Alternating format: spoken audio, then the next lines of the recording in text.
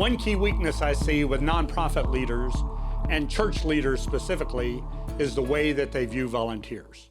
Too many church leaders view volunteers as they're doing me a favor, they're helping out, we don't want to require much of them, we want to lower the bar where anybody can do it, everybody's available. All of those things make your mission weaker and your church weaker. So today I want you to adjust the way you think about volunteers. Let's look at the similarities and the differences between a volunteer and a paid staff. So for example, from a paid staff, they are accountable for something. There are things that they have to do that they are accountable to deliver. For volunteers, they are also accountable for results.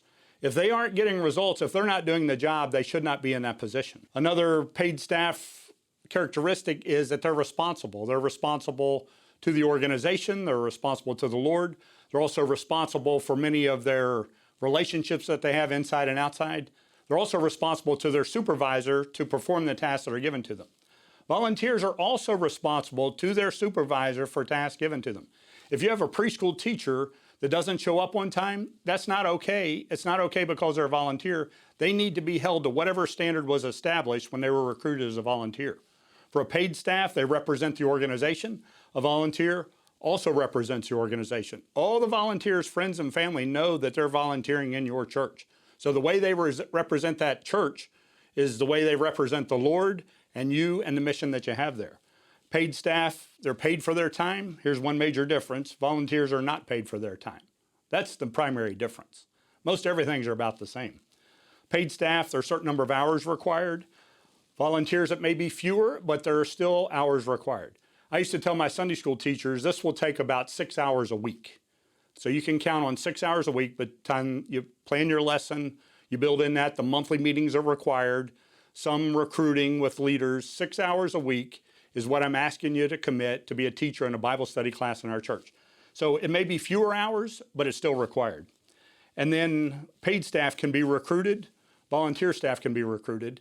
And here's one that's different that some people think that you can't do. Paid staff can be dismissed. Volunteers can also be dismissed. I've heard people say you can't fire volunteers. Well, of course you can. If they're not accomplishing what it is that it's designed to accomplish, they're not helping themselves and they're not helping the mission of your church if you just leave them in there. So part of the responsibility for a leader, nonprofit, especially church leader, is to make sure those volunteers are doing the things that they're supposed to be doing, because if they don't, that's not going to move forward. And when you think about it, in any church, whatever size, whether it's hundreds or thousands or 10 people, most of those people are volunteers.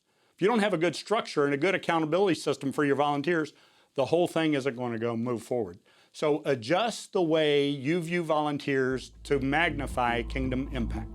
We hope that you liked the video. These are all things that God has taught me over the years that I share with other people.